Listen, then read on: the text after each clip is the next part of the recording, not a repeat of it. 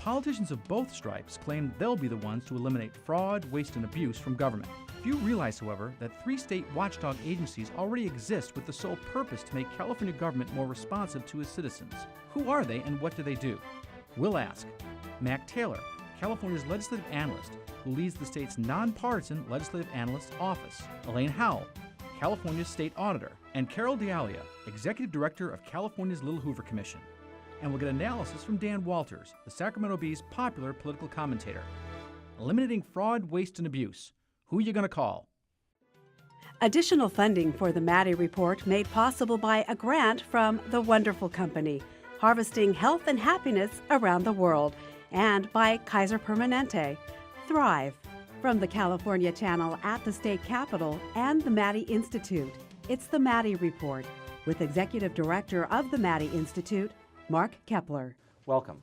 Established in 1941, the California Legislative Analyst Office, or the LAO, was the first office of its kind in the nation established to, quote, ascertain facts and make recommendations concerning the state budget with a view to reducing cost and securing greater efficiency, unquote.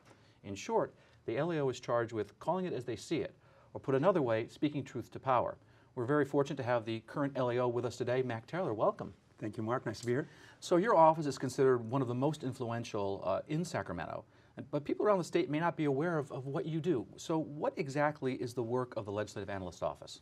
Well, we are legislative staff, so we're there to assist assembly people and senators in the way that they do their job. And we do that by giving them lots of information on the way programs work. They may ask for what would something cost if they had a new idea about a bill.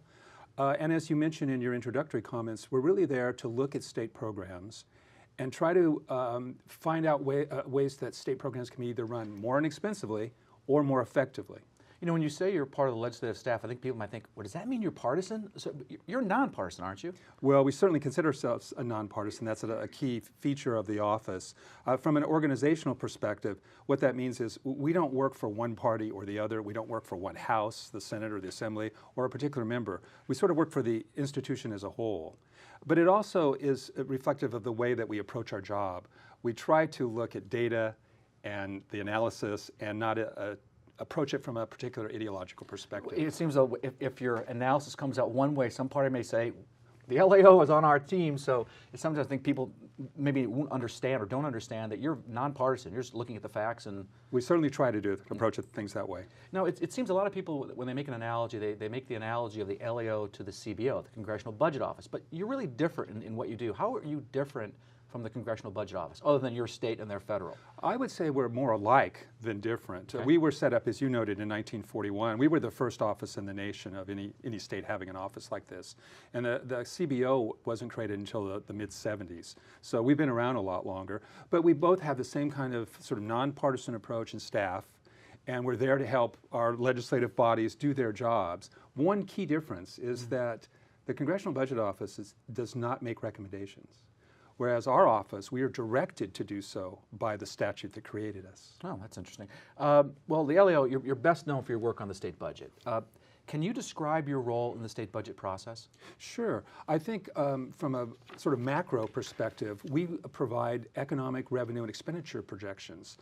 And that means the legislature is not completely reliant on the administration for those numbers.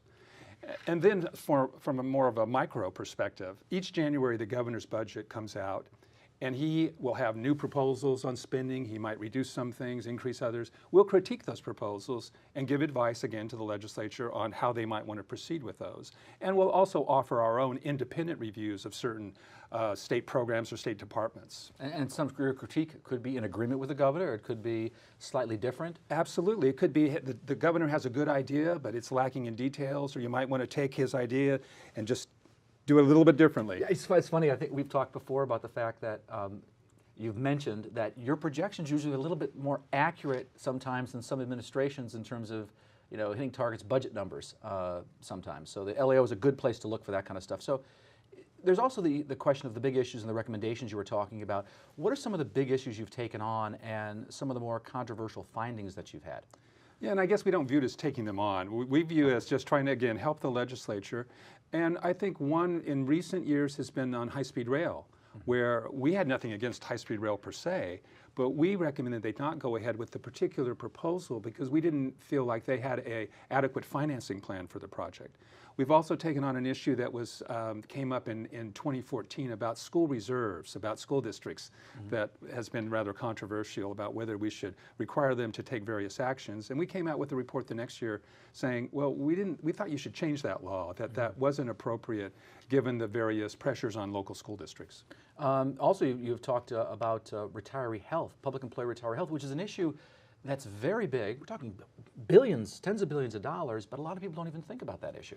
I think it's an indicator of a larger issue about liabilities that the state hadn't been addressing, whether they're pension or retiree health or other matters. And I think we've tried over the last decade in perspective to really highlight that for the legislature, the importance of addressing those liabilities. Are there any particular pieces of legislation or budget issues that you can think of where your analysis has really had an impact on improving public policy? Anything come to mind? Well, you never know for sure. We like to think that we help maybe provide a foundation for understanding an issue. I think one that comes to mind is the whole issue about the state's volatile revenue structure that a lot of people have probably heard about. Yeah. We have wild swings from year to year based on the economy and the financial markets. And we started talking about that back in 2005. And the corollary to a volatile revenue structure is that you need to have good, strong reserves. And we spent a lot of time over the last 15 years talking about the importance of reserves. And the voters passed Proposition 2 that the legislature put on the budget. The rainy day fund. And so we hope that we sort of contributed to that debate. Okay, well, all these reports and others can be found at leo.ca.gov. I want to thank Mac Taylor, the legislative analyst, for being with us. Up next, we're going to talk about the person who provides an independent assessment of the financial and operational activities of state government, the state auditor. That conversation in a moment. This is the Maddy Report. Welcome. We often hear about the need to eliminate fraud, waste, and abuse in state government. The mission of the State Auditor's Office is to, quote, promote the efficient and effective management of public funds and programs. We're delighted to have Elaine Howle, the State Auditor, with us today. Welcome. Pleasure to be here. So, for those who don't know, what is the California State Auditor?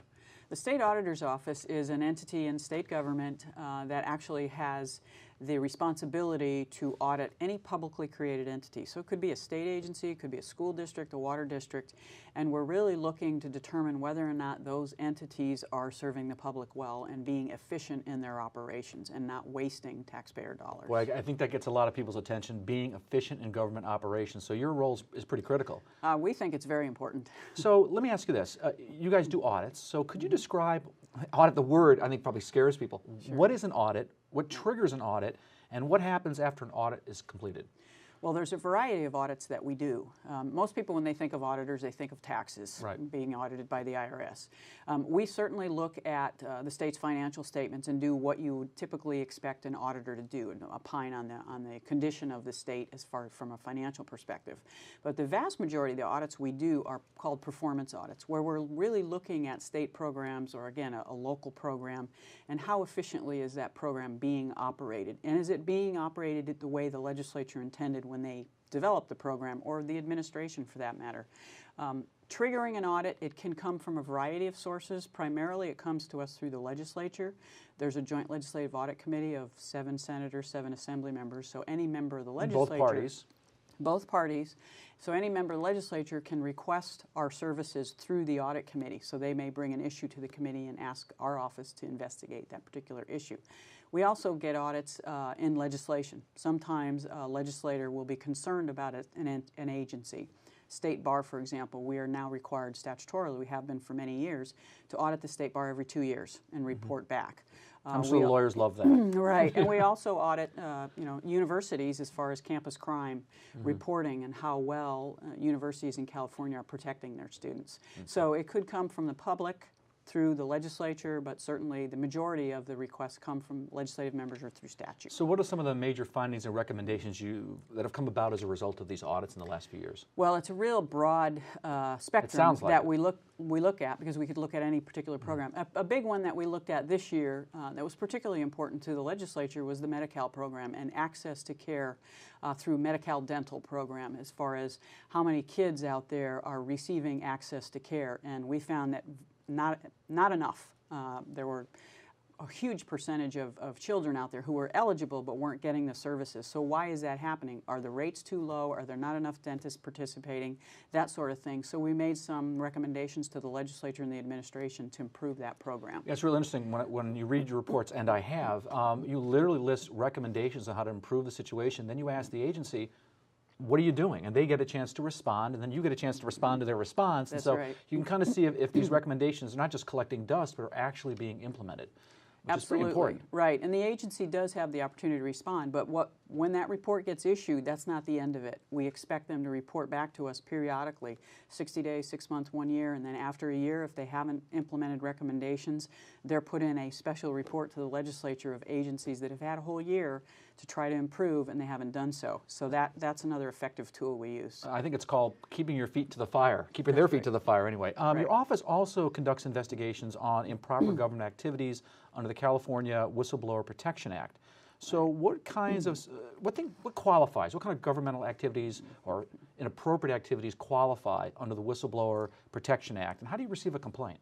We receive complaints from a variety of sources. We have a hotline.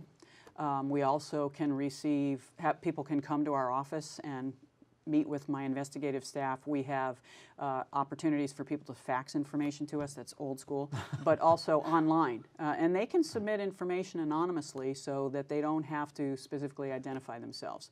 An improper governmental activity could be a variety of things. I mean, certainly fraud, waste, abuse, economic inefficiencies, false time reporting, misuse of state resources, theft of state resources. So there's a variety of things that would fall under the purview of my investigative staff. Well, you know, if you want to review some of these reports and other things that the state auditor has written, you can go onto their website at auditor.ca.gov. I want to thank Elaine Howle, the state auditor, for being here. Thank you. Up next, we're going to talk about a third watchdog agency, the Little Hoover Commission. Who are they and what do they do? Up next on the Maddy Report.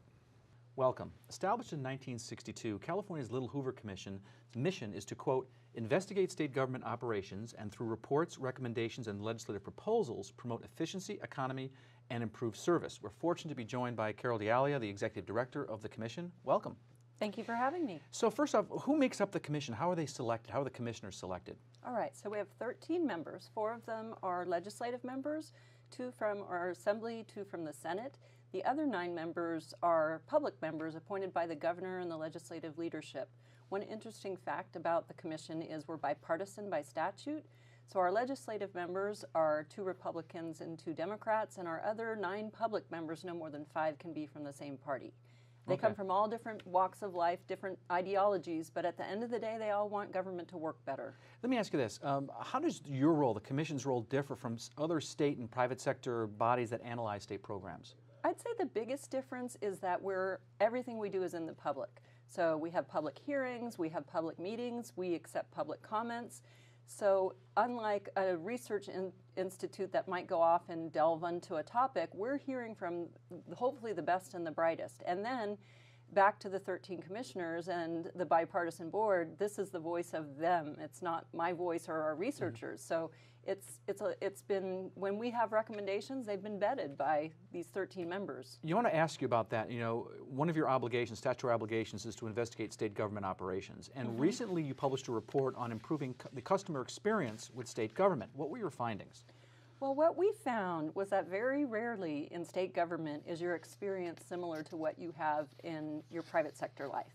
So you know, paying bills online, having your doctor text you that you have an appointment. Rarely in state government do you have that experience. And what we found is in other places, other states, other countries, things are happening. You can open up a business in the United Kingdom online in a matter of minutes. Not true. It seems like, and we're the technology capital. Right. So you got to wonder about that. You've also reviewed California's open meeting laws recently and how they may be impacting government decision making. What'd you find there?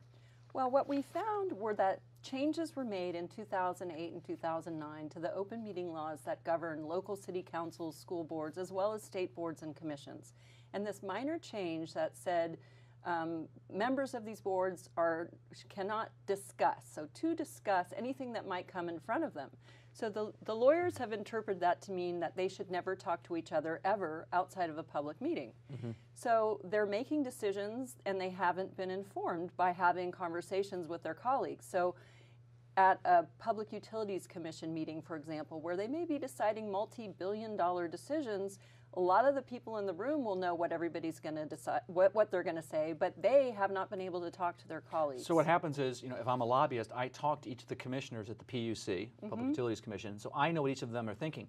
But they can't talk to each other, so they on the commission don't know what each other is thinking. Exactly. That's the problem. And so what's happening is the decisions are being made in the dark. They're not being made out in the public. So we actually think that the change that was made, and it was simply made to fix a ruling that a court had made that a lot of people agreed made things less clear.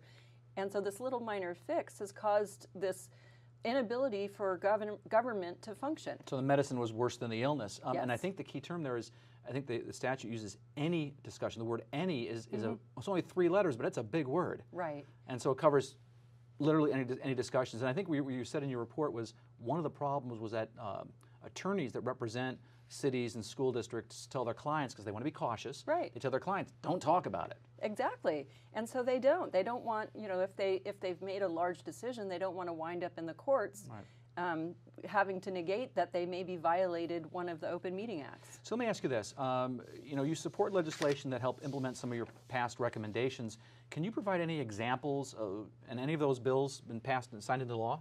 Oh, a lot, actually. And sometimes it happens quickly and sometimes it takes longer. So, for example, last year in 2014, we had recommendations on climate change adaptation.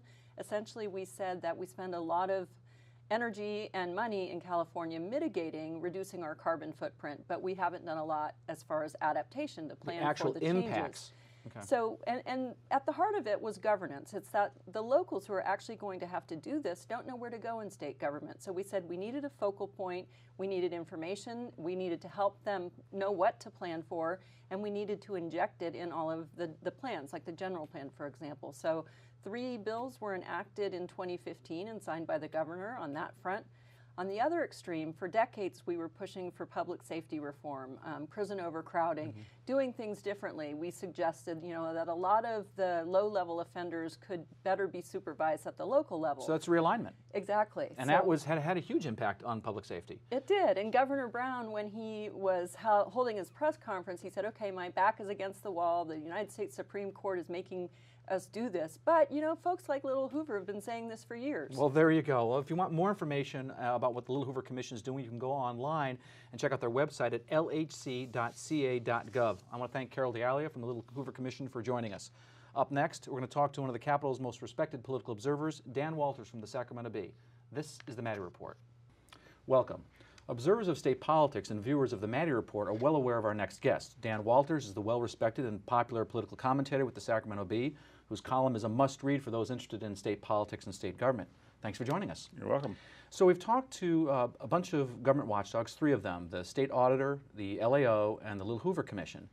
And they all focus in one way or another on fraud, waste, and abuse in state government. Let's start with the LAO. What is your impression of the LAO and the work that they do? Well, the LAO is basically focused on the budget. I mean, it's the advisor to the legislature, which sets it apart from these other organizations.